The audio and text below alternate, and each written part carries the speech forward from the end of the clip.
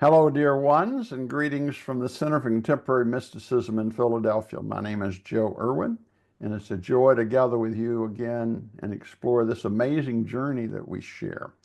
Today, we have a special guest, Tom Holmes.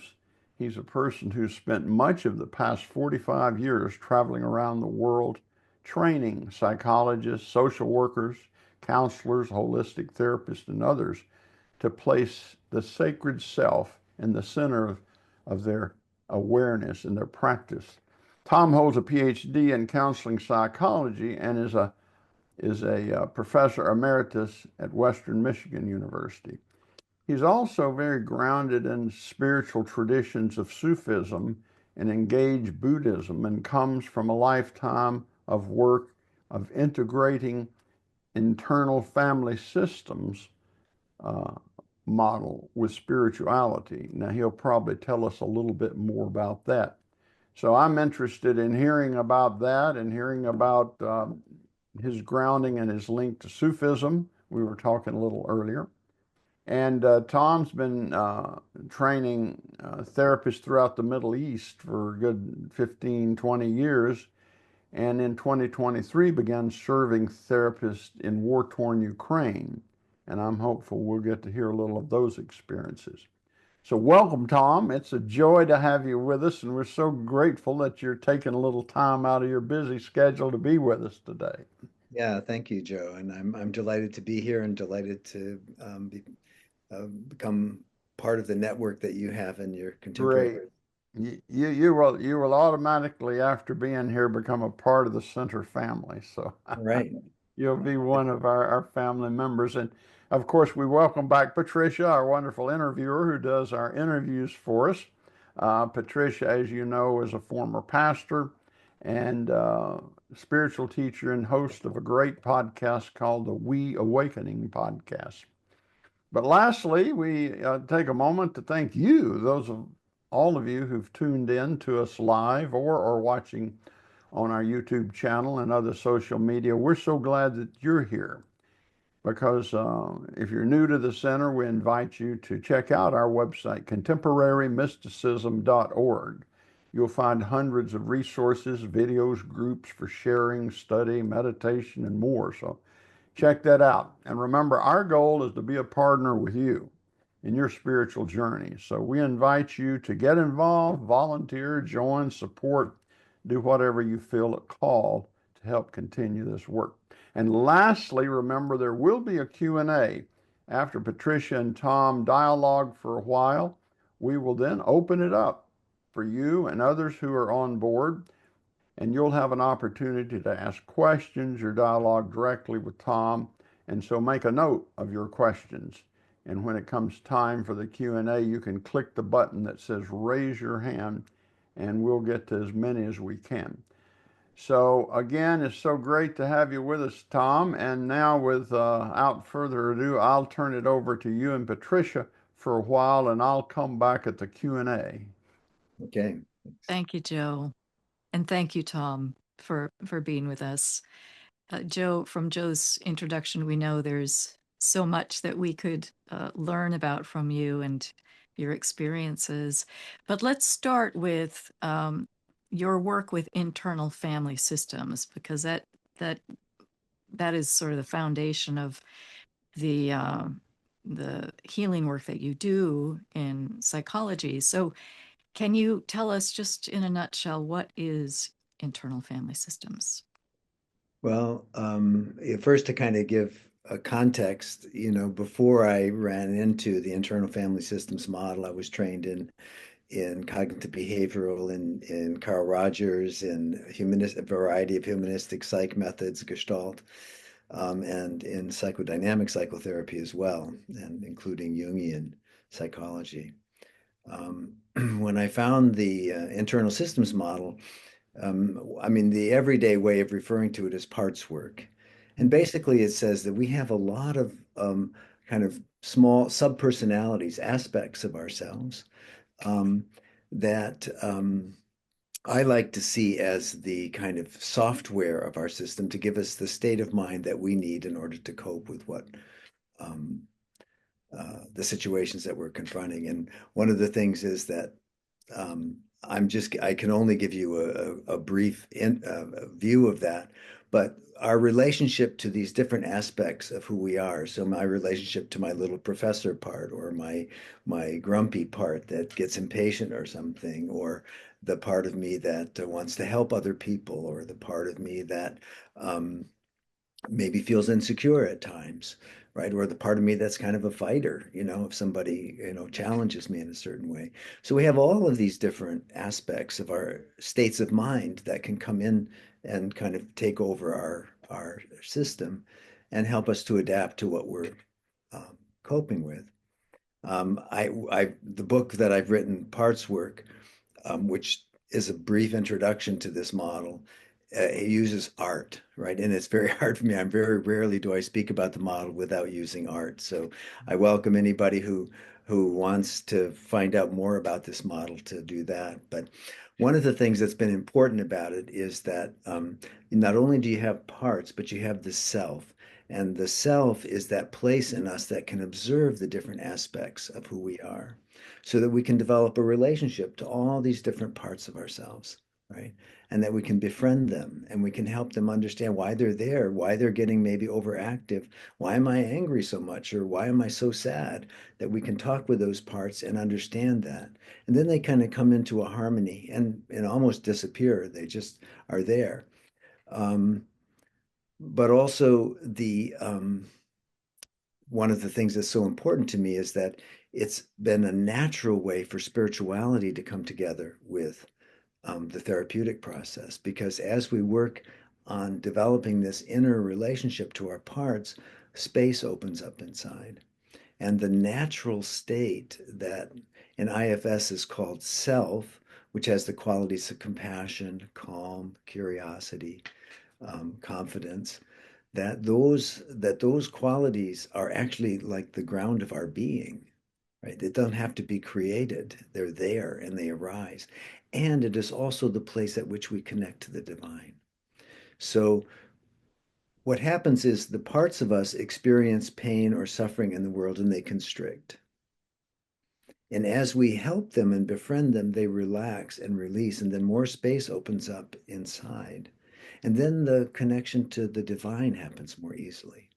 So for me, the path has been one where this psychological method actually is a pathway towards deepening one's spiritual path, no matter what tradition you're in.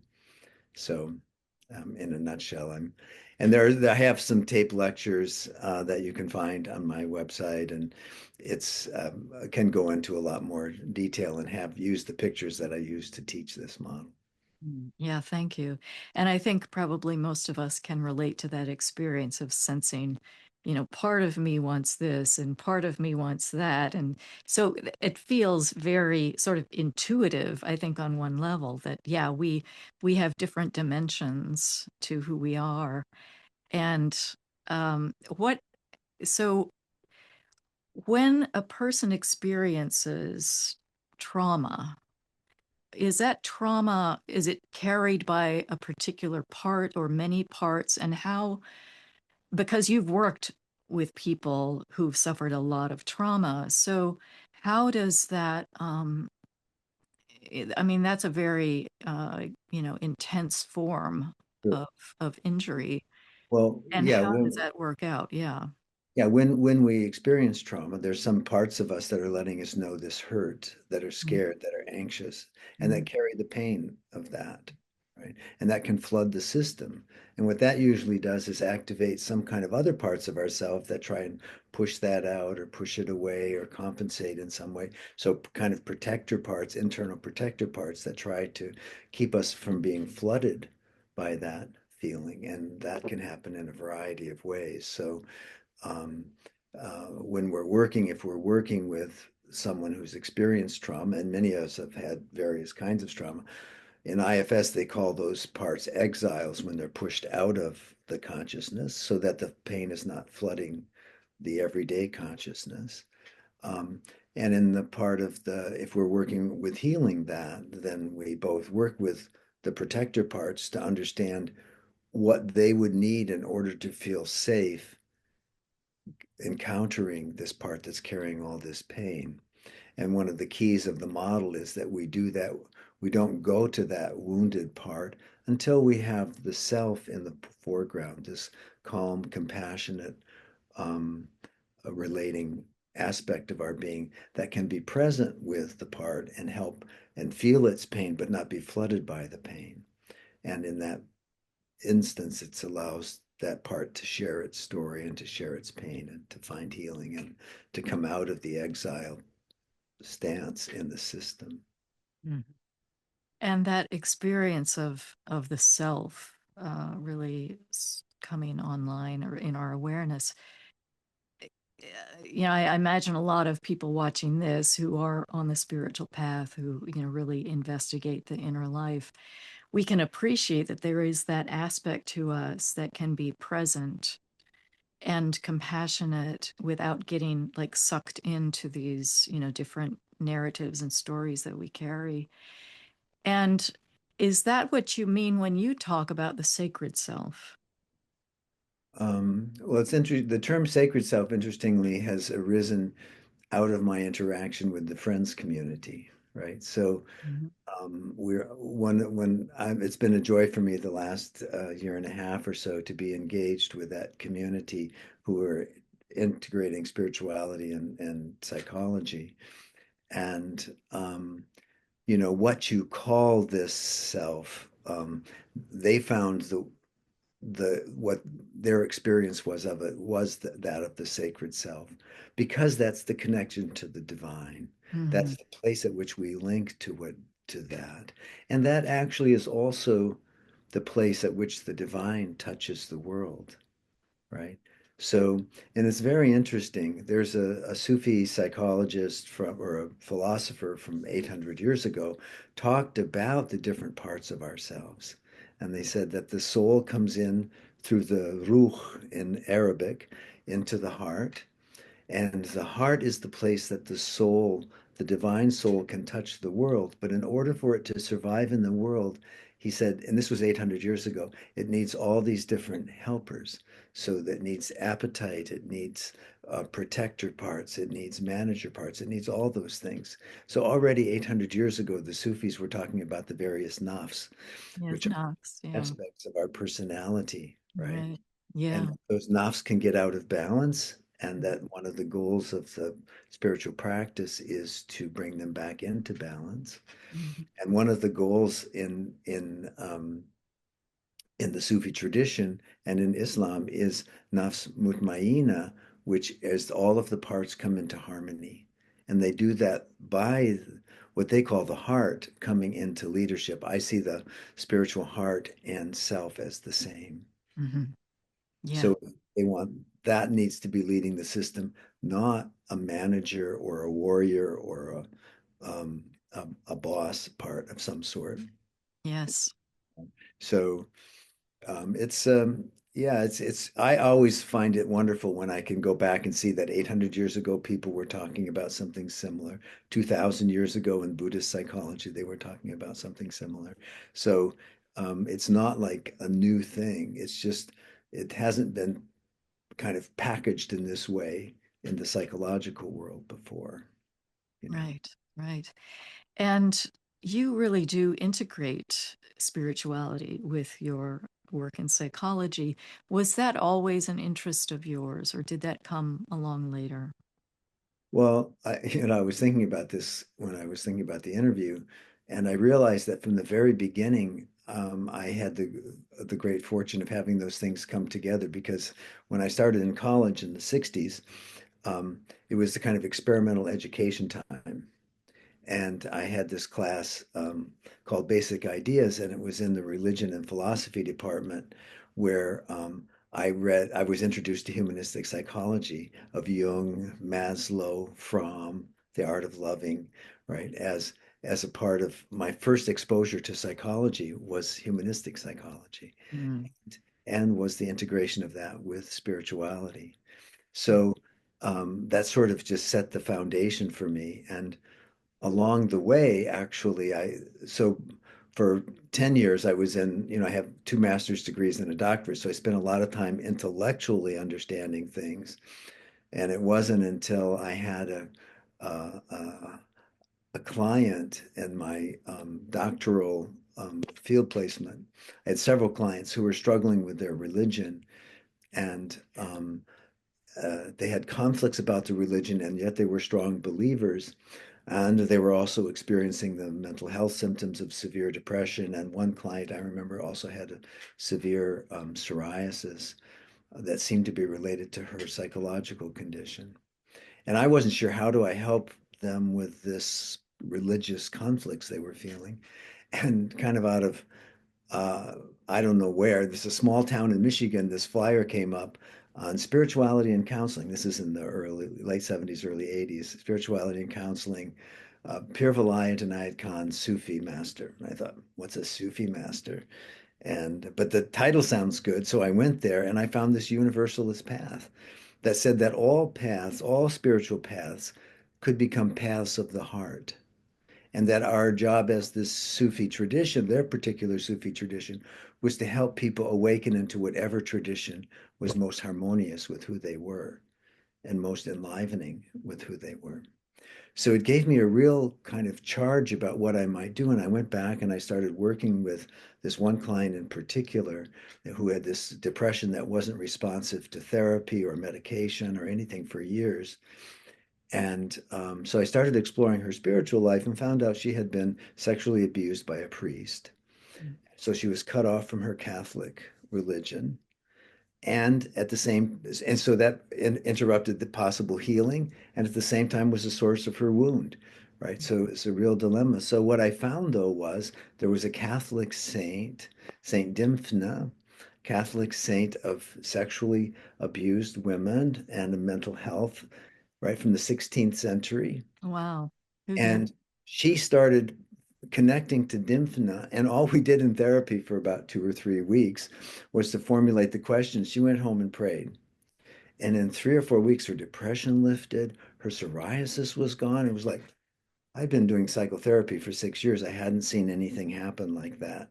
And it was sort of like the cosmos was saying, knock, knock, knock. Look, Tom, this is a resource for therapy. You guys are messing around with all your ideas, but there's this really valuable source of healing that was going to work for some people, and you need to start paying attention to that. So actually, my clients brought me back to that. Right, I had lost track of my spiritual life at that point, and then I realized, well, I need to find a spiritual path, and that's when I started on the Sufi path. Isn't that something? Wow. Because I think a lot of times psychology and spirituality tend to be siloed, and people who are, trained to help people in one of these arenas can't really speak to the other. But they're both so integral and are both so core to our own wholeness and our healing. So when I think of Sufism, I think of Rumi, I think of whirling dervishes, I think of the mystical and ecstatic expression of Islam. Mhm. Is universal Sufism different than that? Well, the particular path that I am, at the time that I joined, it was called the Sufi Order of the West, and is now called the Inayati Order. Um, but that this teacher came to the West about 110 years ago, and this came out of what's called the Chishti tradition, but that's a tradition of Sufism that came from India, and it traces its roots back 800 years to a Sufi teacher called Moinuddin Chishti. And Khwaja Moinuddin Chishti, his center is in Ajmer, and every year millions of people continue to come to that center to worship him. And what he did is he came to India at a time of war and conflict between the Hindus and the Muslims that were coming in. And there were lots of different other sub-religions there too. The Jewish religion was there, and other Hindu offshoots. And so he set up a center that welcomed everybody. And every day they had this giant pot, and they would cook food that was everyone could eat. It was halal and it was vegetarian, and it was like already 800 years ago was this path that welcomes everyone, Mm. right? And it was still quite a strong like Islamic path that they offered. But this teacher, Hazrat Inayat Khan, who came to the West 110 years ago, he saw it much broader yet. And so his worship service consisted of lighting candles to all the major religions and then any sub religion that might be represented by anyone else who was at that gathering, right? Mm-hmm. So it was saying, look, you can study all these different religions and find some new dimension that can enrich. Let's say if you're a Buddhist, it can enrich you by learning a certain Jewish practice, or a Christian can have theirs enriched through an Islamic practice. So it's saying all of those can be the path of the heart. Mm. And so, but it's sort of one of the more small and unusual Sufi paths, which in the broadest sense is the mystical Islam. But there are people who are very orthodox, strict Muslims, and there are these kind of much more flexible Mm. into universalist Sufis. And that's the path that I was on and am Mm. on. And Yeah. that, that makes sense to me, that the umbrella could be that big because it is a path of the heart. They say that, if you get mystics together from whatever tradition, if you get them together, they all agree. If you get the theologians together, they all disagree. So there is that, centering the practice and one's spirituality in the heart allows for that kind of universality and that inclusiveness, that embrace of the all. That's It's beautiful. And as you talk about the founding of this, I'm not going to even try to remember the person's name because I didn't catch it, but who went into this place that had been war torn. There were factions that were in conflict, and that really reflects what you're doing now as well with your work in Ukraine, your work in the Middle East. Tell us what what motivated you or inspired you or moved you to begin to work in those areas. Well, I grew up in the 60s, and so, and in the anti-Vietnam War time. And then, interestingly enough, in the late 80s, when I was learning the IFS model, I also went to a Thich Nhat Hanh mindfulness retreat up at Omega Institute. There were 600 people there. And in the center of this retreat were 60 Vietnam vets, American Vietnam vets, who were still carrying the wounds of that war. And he made it his business to heal our soldiers. And I thought, whoa, what kind of nature of the heart is it that allows you to go to your enemy and be concerned with healing their soldiers? Right? So, and that was already meaningful to me too, just because it was like the monks and the nuns that were doing this. Thich Nhat Hanh wasn't the only part of that. And I was having my students burn out from after when they would graduate from their social work program and start interacting with the suffering that was involved in their practice and the work that they were doing with abused children and traumatized people. Um, I thought, well, how do these monks and nuns come out of this war situation? They all had grown up in Vietnam during the war, and yet they found that heart space to be a healing presence for the soldiers who were part of that wounding. Right. So I brought IFS and parts work together from the very beginning. Right. And so those have been one thing for me. So from the very beginning, I saw that integration of that, and that I didn't want a spirituality that had to do with kind of going off in an ecstatic world. In fact, in the late 80s, I had pretty much for 10 years in the 80s been very much involved in the Sufi practices, and many of them were more ecstatic practices. And I was often the counselor at these retreats, and I would notice that people at the end were going, "Oh, I don't want to go home to my everyday life. It's kind of crashing." They were crashing at the end, and that didn't feel right to me, and it didn't even fit with part of the philosophy of it, which was awakening in everyday life. But when I had some exposure to Thich Nhat Hanh, I found someone who grounded it from the very beginning, right, in everyday life. So when I was at a retreat with Thich Nhat Hanh's in Plum Village, and we have a working meditation, you might imagine cutting vegetables or sweeping the floors. Well, mine with a couple of other actually professors was cleaning the toilets for 600 people, right? So it was like, okay, be with what repulses you in a certain sense and find out how you can approach that with calm and joy, and that you're then offering someone the clean toilet experience, which is always a nice thing, right? Versus the opposite, right? So, Absolutely. and it was a very grounded practice. So for about 10 years, I had my major path shifted a little bit from the Sufi path to the Buddhist engaged Buddhism path. Because there's also Buddhisms that are, not engaged. They're more, no, it's about enlightenment, and this engagement with the world is not where it's at. But Thich Nhat Hanh was a bit of a radical Buddhist in that sense. And then he said, no, it's important to go out and engage with the world. And that peace is every step, and every step we can take in peace brings peace into the world. Right. Yes, yes, I have so appreciated Thich Nhat Hanh's approach to engaged Buddhism and really bringing that forth. So, So, yeah, go on.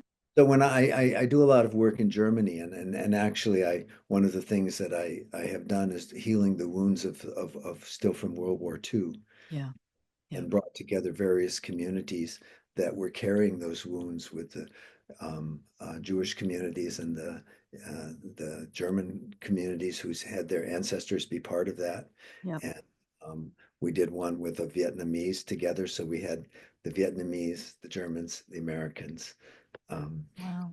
and all working with the burdens that they were carrying from these wars and looking at how those could be healed so that we wouldn't be passing them on through the generations. Yeah. And in part of that work in Germany, I was in when the Syrian war started. Um, there was they brought in more than 1 million refugees from Syria, and the Mhm. whole country sort of was activated to take care of these 1 million refugees from that war zone. And I had a number of the people that I had been training were doing this work. And so I said, look, anybody who works in that area or volunteers in that area, I'll give free healing the healer workshops, when I'm in Germany for those people. And then when I was about that same time, a friend of mine invited me to go to Amman, Jordan, where there was a conference um, on these very issues that were there with collective trauma. Mhm. And I gave my presentation about the integration of IFS and Islam, since it was in the Islamic and the Arabic speaking part of the Middle East. And after that, I got invited to go and do Healing the Healer workshops for a lot of the mental health workers in the Middle East. So the Center for Victims of Torture invited me there. The International Medical Corps invited me to come and to work with their therapists. Eventually, I was invited to Egypt to do the same and to introduce IFS in those countries. And that's what started me working there for about 4 or 5 years, starting with that 2016 time. And I, with COVID, I stopped going there for a period of time, but I arranged for the IFS Institute to start. Encouraged them to start a training, and I kind of arranged for I helped arrange the financing of that so that it was affordable in those regions. And now we've trained over 150 therapists in Egypt and Jordan and Lebanon in IFS, right, which is greatly needed there. And we're going to be organizing a training for therapists and healers in the West Bank. Um, and so we're in this area where there's very few resources at this point. So, Yeah. What a gift that you're able to do that. And I think that, I'm not sure that people necessarily appreciate how um, people who are working with those who've gone through severe trauma, say refugees, victims of torture, can themselves begin to experience a kind of secondary trauma themselves. And so you're supporting the people who are really helping support those who are carrying all of this trauma. You mentioned in Germany, those who are still carrying the wounds of the past. How does parts work, or how do you see parts work and epigenetic trauma relating to each other? Yeah. Um, well, one of the concepts of it's a systemic model, and so it works both in the internal family systems, the extended family systems, the current cultural systems, but it also goes back to the ancestral systems, right? So when these traumas occur, they are passed on, whether that's in an epigenetic fashion or through the ways that the parents were responding to the child. So I might have a person, I had a person in my workshop who came for many years. Her parents were guards at a concentration camp. And after the war, they raised their children in the same way. So if they were unhappy with the children, they'd put them in a cage in the basement for a week. And Oh, I mean, it was pretty intensive kinds of trauma that these children were experiencing. And they were carrying a lot of both the burdens that their parents had passed on to them, and the additional ones that had come from what the parents were doing in this lifetime.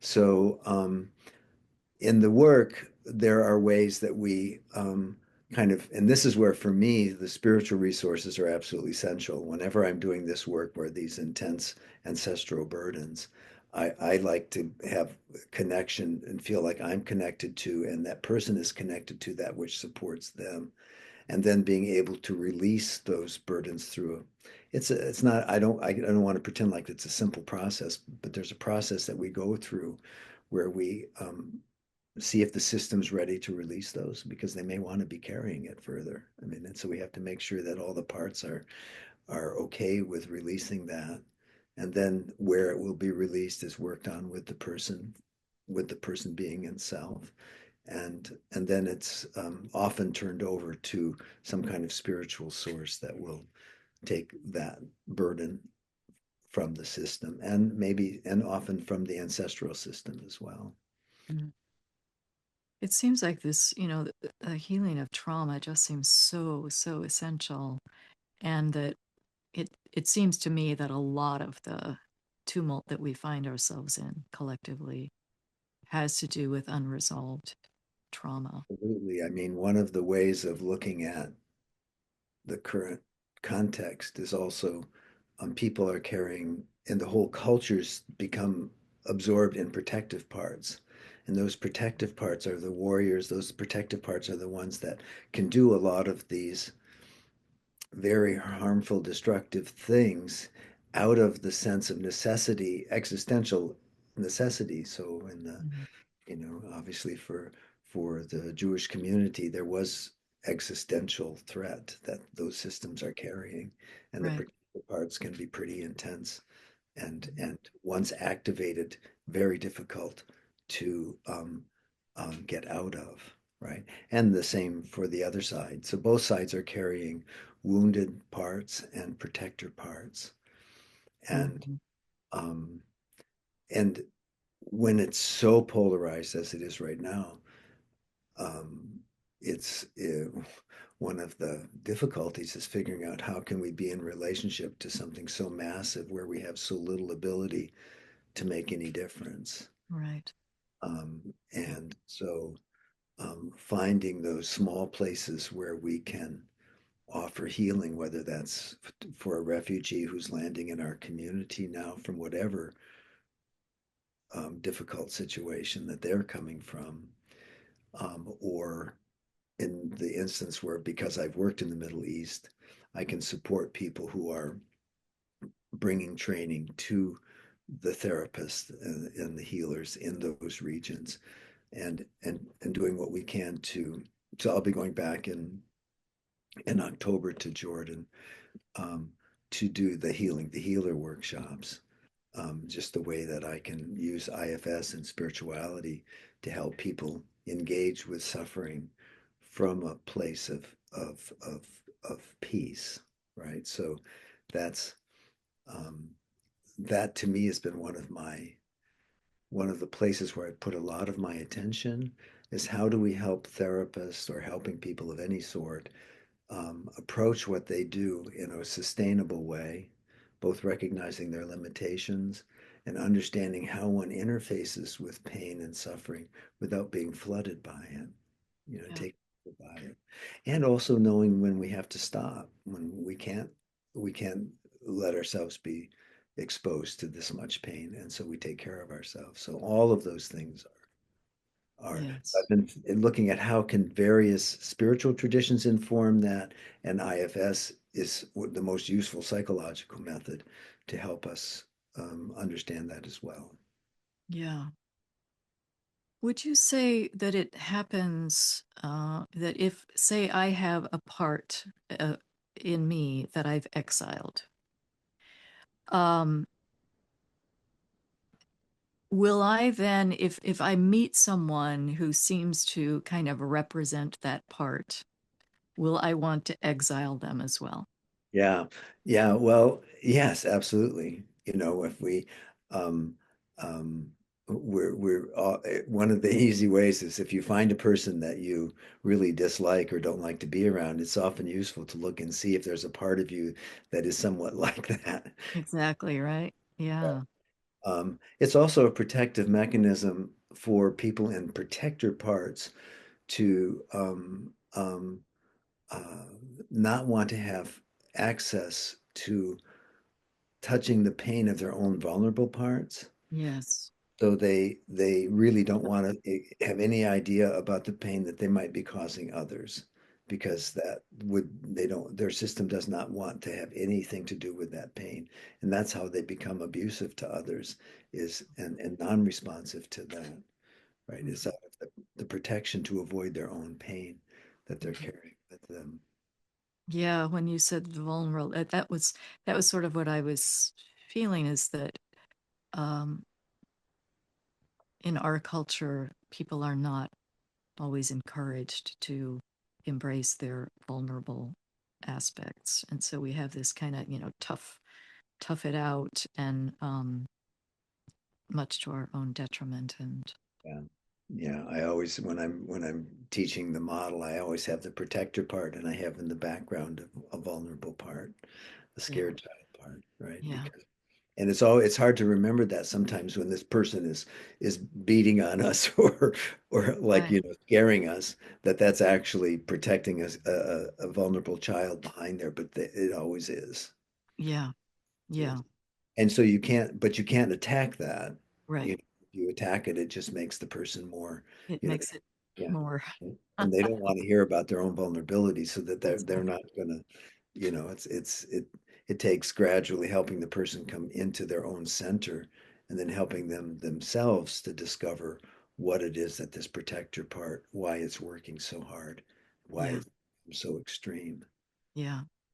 And I think Richard Schwartz, I've seen a talk that he did where he's the founder, I guess you would say, of internal family systems, talks about a part that has been carrying something that then through this work becomes, I think the word he used was unburdened, Right. unburdened, that these parts are burdened by what they've been carrying, and that when we can unburden them, then there's a sense of relief and integration and wholeness. Right. And that burden could be a burden of pain. It could be a burden of a belief about themselves. It could be Mhm. a variety of things that a guilt or Right. shame. There are Shame. things that Right. there can Right. be released when they know it's safe to let that go. Mhm. Usually they carry them believing that somehow it's important to carry that. So like a vulnerable part that's carrying the pain feels it's important to carry that pain so that we feel that warning when we come into danger. And these parts have to kind of be shown that okay, we can make it safe so that the system can be warned, but we don't have to do it through this refeeling this pain, Yeah. right? Um, Yeah. so No. there's lots of different ways that the lots of different sources of burdens. Yeah. You mentioned earlier that you often use artwork in what you do, and you even have um, on your website, you have cards that are depictions, artistic renditions of different characters or parts. Can you say more about that and how that helps people really get in touch with the parts within themselves? Yeah, well, what we found is that, I mean, some people image easily and other people don't image. I'm not one of those people that has easy images inside.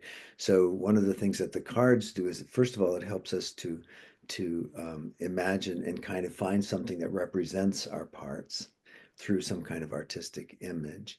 And then also by seeing it outside of ourselves in an art form, we already have a perspective on it. We're already not quite so blended with it, right? Because Mm, it's a bit outside of us.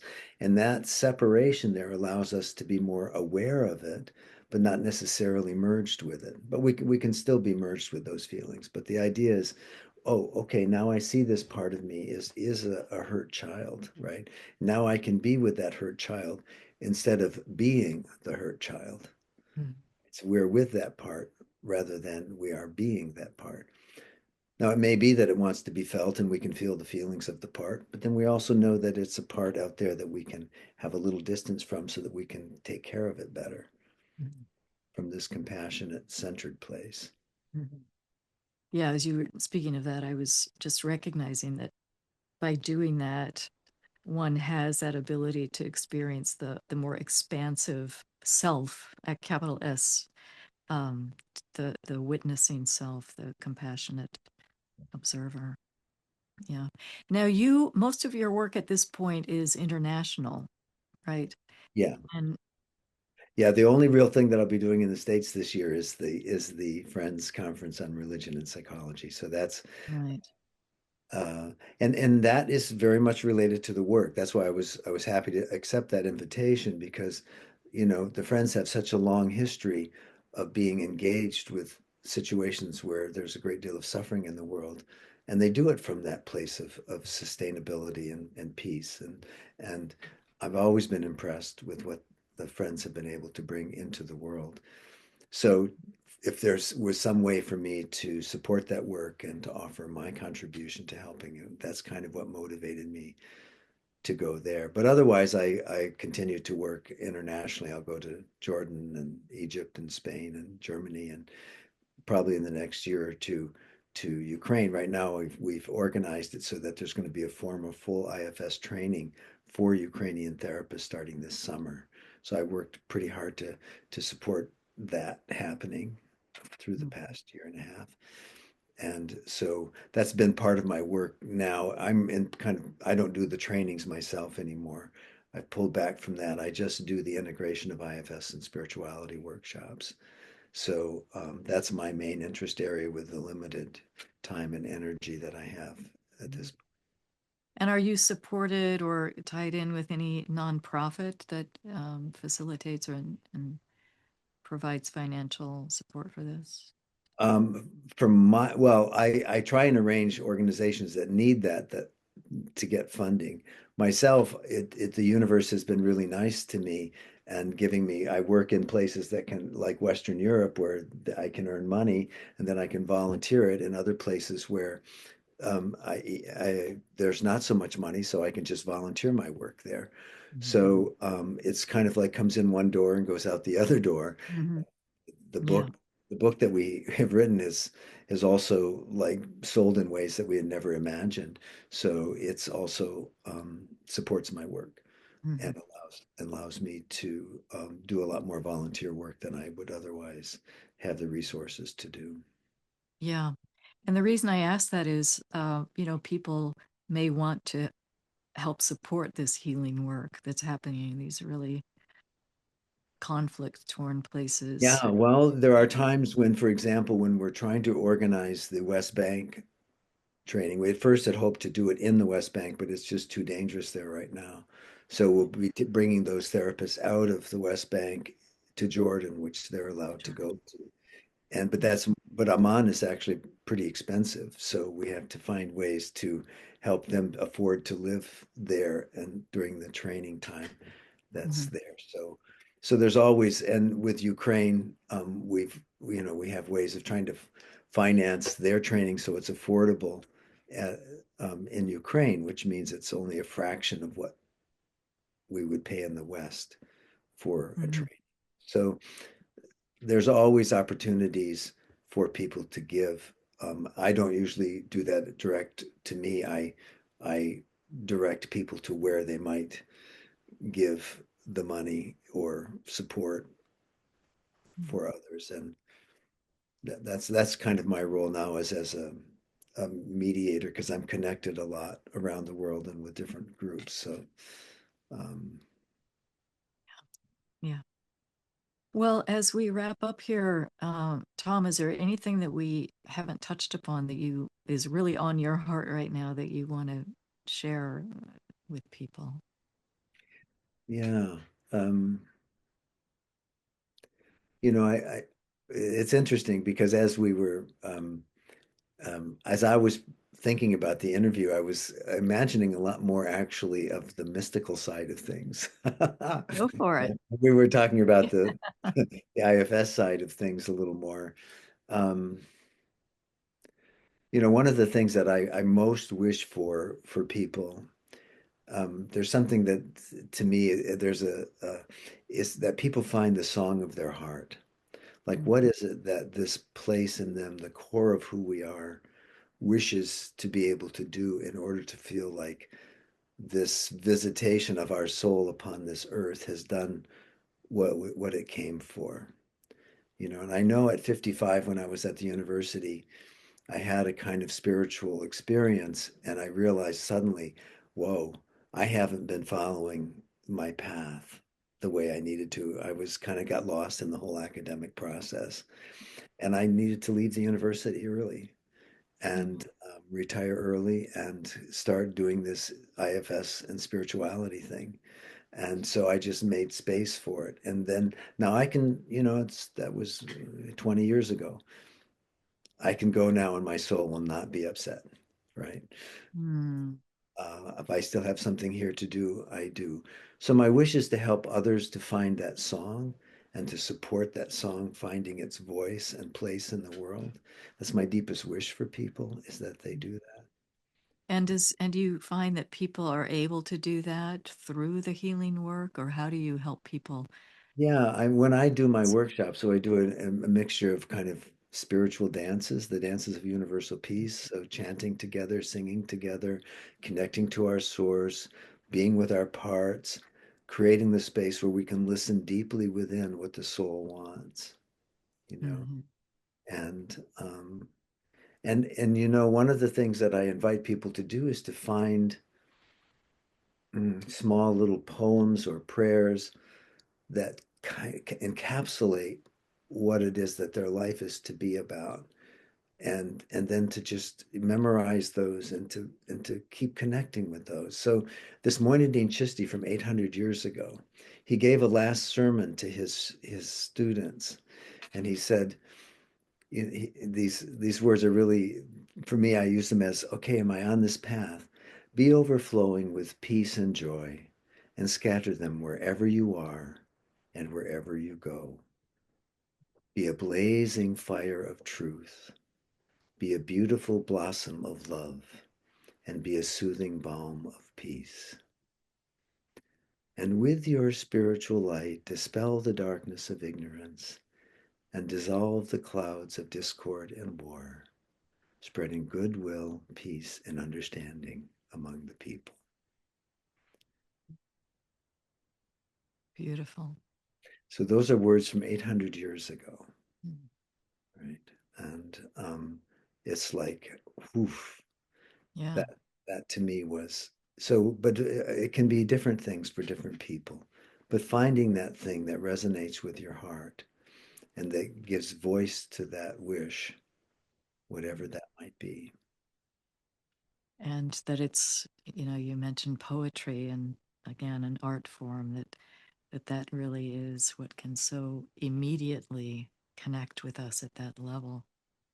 Right. It's such a condensation Mm, of things, of experiences. mhm.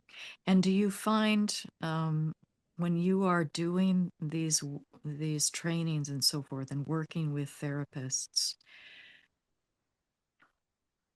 Do you bring that in to those? Do you bring that in, like the poetry, and have them listen for their own song of the heart?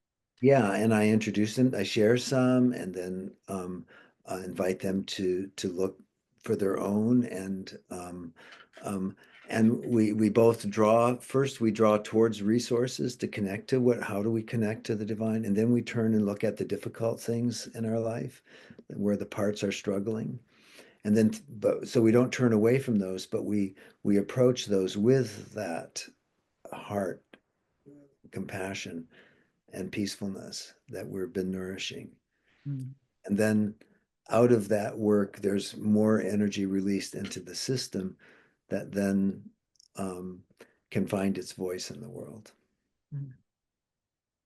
Yeah, to be able to connect with that universal healing power that of the divine, if we want to use that word. Um, And I think coming together in groups yes. um, is that it creates an energy, a heart energy. I Mm. feel, and Yeah.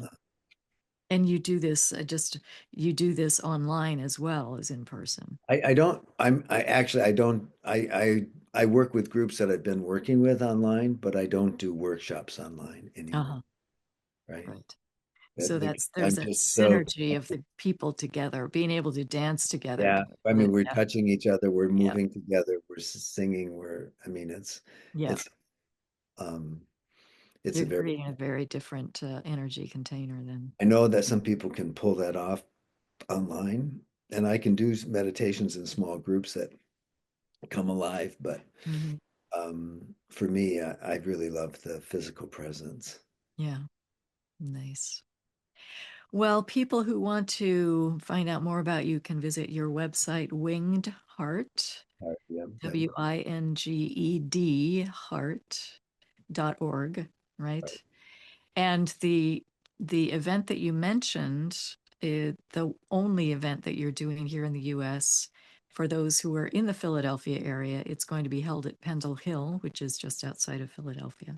You say that the workshop right now, I don't know if they're calling it a workshop, but it's full, but they have a waiting list. They have a waiting list, and there'll probably be some people for whatever reason can't make it. So Okay. And they can find that on your website.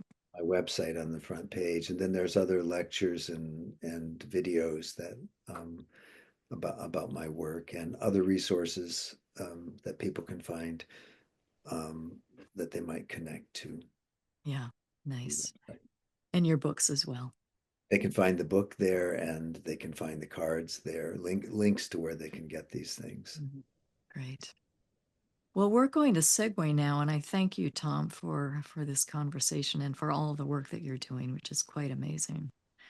As we move into the Q&A, Joe will come on, and again, if you have a question, you can raise your hand. We'll bring you on as a panelist. Or if you want to be shy and not show your face and leave your video off, you can put a question in the Q&A box. So thank you again, Tom. I'm going to turn my video off, and Joe will take it from here. Yes, thank you, Tom. Some of the things you were sharing just moments ago were so true to our hearts here in the Center for Contemporary Mysticism. And you shared how much overlap you really see in the work you do and what the center is about and stands for. And just like you, our goal is to lead each one to that point of finding that song that connects them with the divine, and they're able in their life's work, whatever it is, to scatter that. Um, and it's a joy to hear you talk about that and to know that you're including that in your work, particularly in the war-torn areas that are so difficult. We're going, as Patricia said, to open it up for anyone who might have a question or would like to come and chat online here with Tom or ask Tom your question. And all you do is you have to click raise your hand. So if those who might have a question would click raise your hand, we'll keep an eye out for those. And then you can ask your question. In the meantime, we do have one or two that have come in through our Q&A. One person asked, do the parts become less pronounced and more integrated with the whole when healing and greater spiritual growth occur? As in, do you believe Jesus had parts? I don't know if let's take that in two segments. Yeah, Uh, my experience is that they become less prominent, and that when the conditions require it, they might take form again, yeah, right? right. So, like I have on my wall here, I have this part of I have a little burdened boy part that has a tendency to carry burdens of the world, of the earth, right? And so he's pretty much relaxed and chill and doesn't do that too often. But every once in a while, maybe something comes up where he starts carrying a whole lot more than he needs to. Uh-huh. And I have that sitting across from me, so I can be reminded of that, right? So yeah, I find that they kind of blend in and then they come back when it's needed. Yeah. Well, that's a good answer. And another person said, "What is the prose that brings together the path to my heart?" And so goes the song of my heart. So I think they're uh, relating with you and what you're saying. And I also, I've, this has been sort of a new introduction to me, hearing you teach about the parts.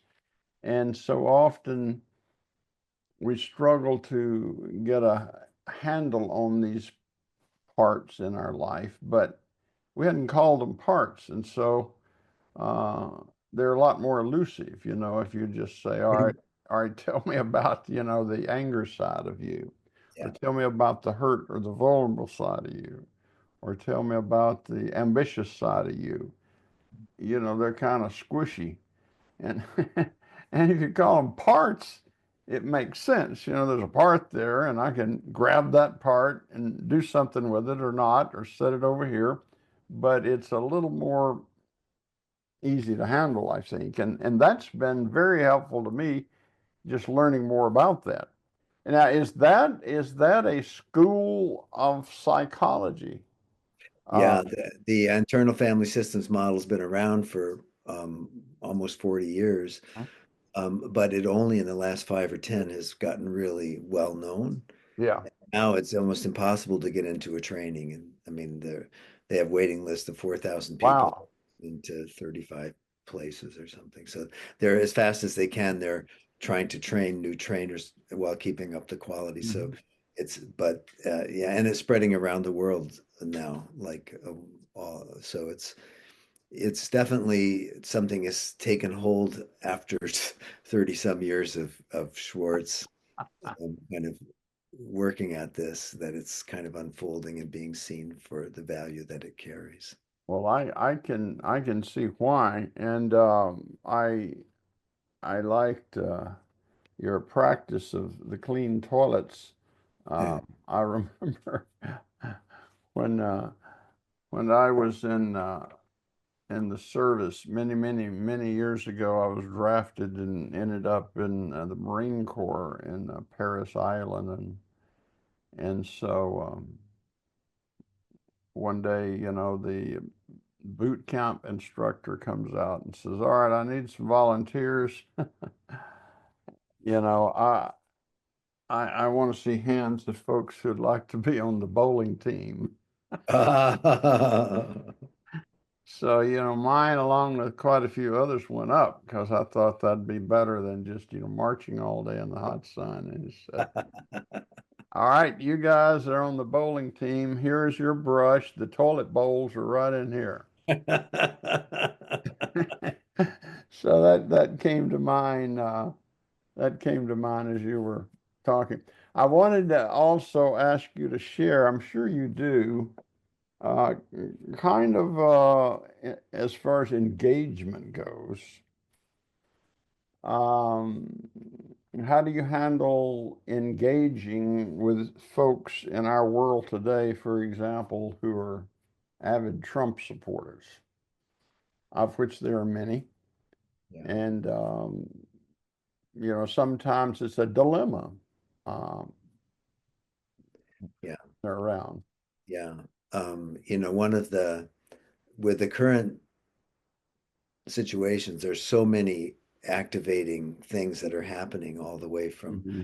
from the war in Gaza to the Ukraine, but also the whole threat to immigrants and Hmm. to other vulnerable groups in the society. So one of the things that's important to do for people who are now in this reactive state is to find the parts of them that are reacting. And some of that can be rage or anger parts, but also vulnerable parts that are scared, that are anxious, or depressed parts that are feeling hopeless, right? Or despairing. So my way of approaching that is, first of all, let's tend to our own system as it's reacting so that we can be in better relationship to ourselves. And then once we do that, then we can kind of choose our strategy for, okay, so how do we want to approach the situation? Is that going to be political action? And if it's going to Hmm. be political action, in Hmm. what way do we want to do that? And from where? And obviously my bias would be that we do that from self, Hmm. or the sacred self, that we carry that peacefulness into that. Um, but other people have, want maybe more intense style of that. So if we're going to operate more from the angry part, can that angry part be self-led, right? Hmm. Can you dialogue with it? Like what's going to be most effective? Hmm. So, and so that any of our parts can have that chance to be led from the heart, Hmm. even though they might be bringing an energy, that not everybody would want to have lead their system, which Right. would be more confrontive energy. But that's one of the reasons why I find the Friends very as really a form of almost in my sense engaged mysticism, in the sense of, like entering into difficult situations, but doing it in a peaceful Hmm. way. Hmm. Then that, if you can enter that system, and then it gives some hope for that energy moving into that other system, because Right. better you can hold your own ground, that will gradually shift the other system. If we lose our center and then get taken over by our own Trump-like parts, Right. right?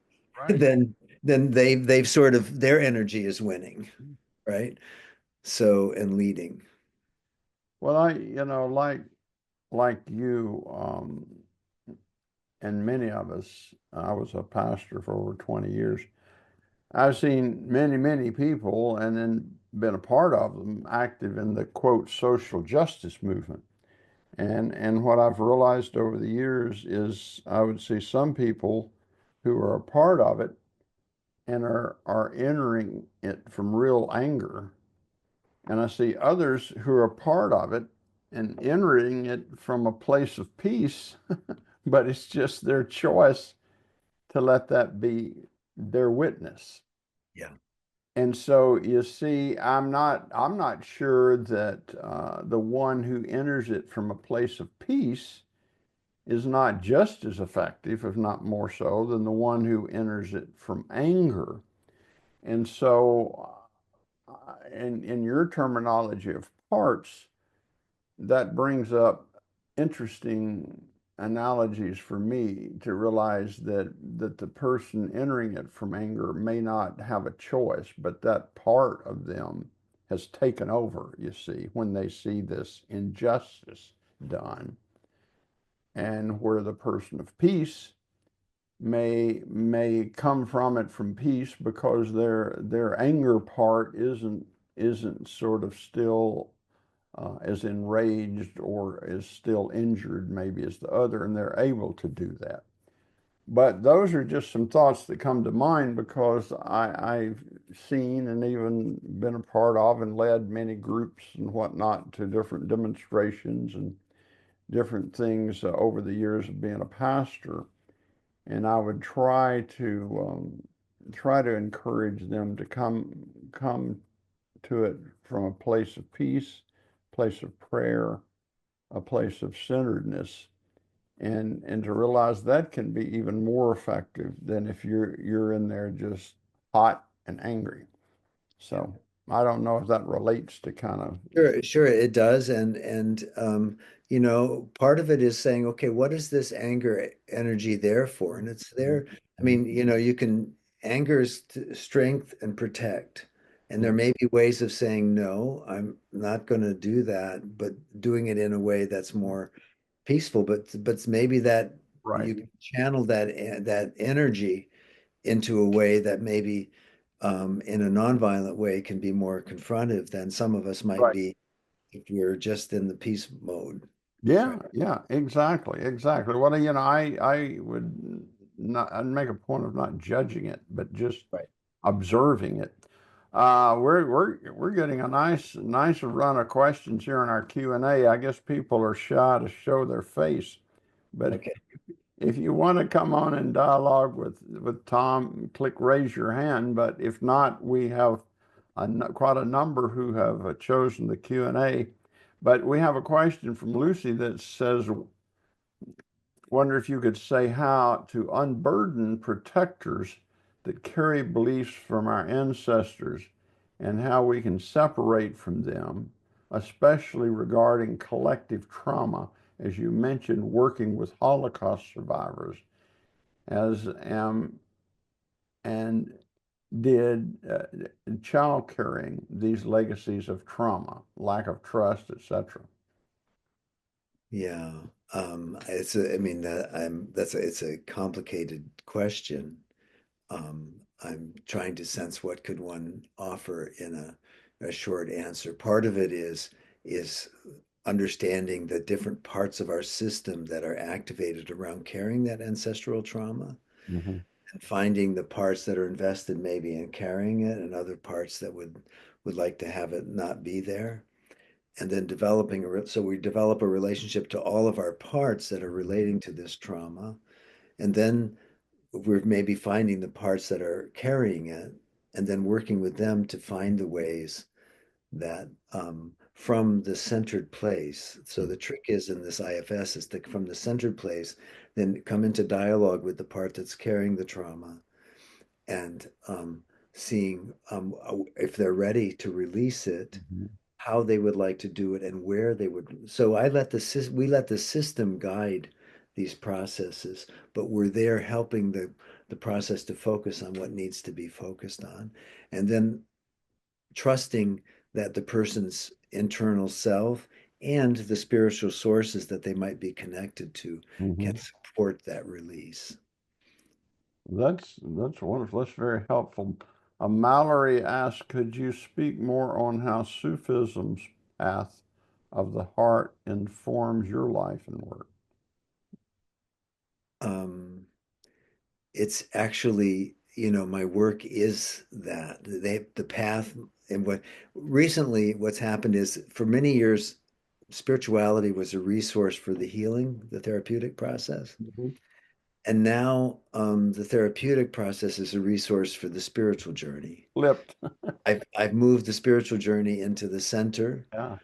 um, and um, and then and I've I will I because of life limitations at this stage of my life, I will direct my attention to those places where what I offer is a unfolding of the heart for the people that I'm working with and people who are interested in that, because not everybody's interested in it, Right, right? right, right.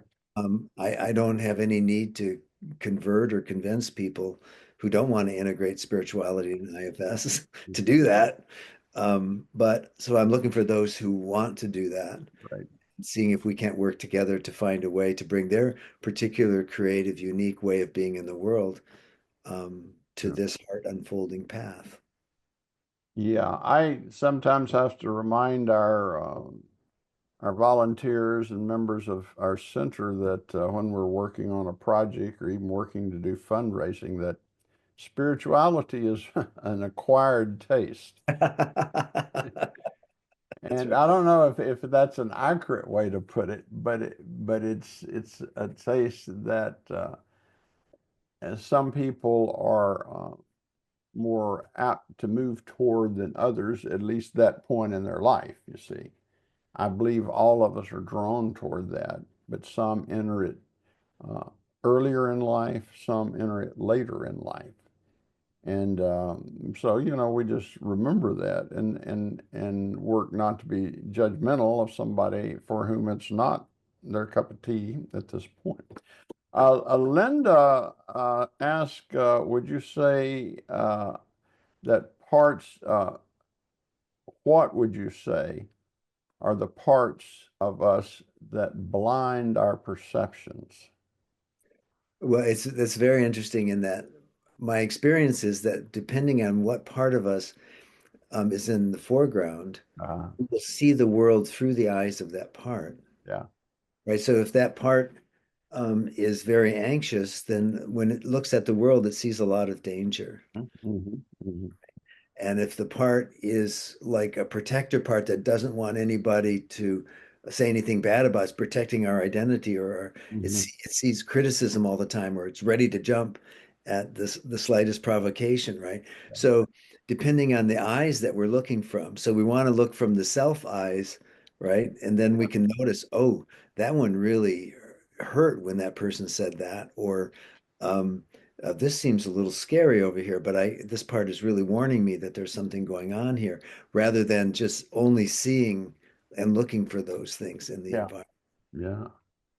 Well, that's a good point.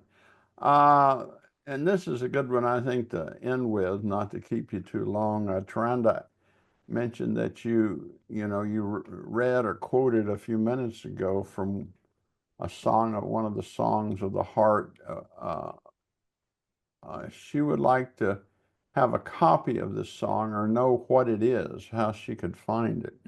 Like, you mean like the be overflowing with peace Yeah. and joy? Mhm. I believe that that can be found on my website under, um, uh, probably under prayers or practices in the resource Oh, section. good. Oh, Or well, that's great then on your website, prayers and practices. I'm yeah. eager to see that. Well, listen, we're going to invite Patricia back for a moment as we begin to say our goodbyes and thank her for her excellent job of leading our interview earlier.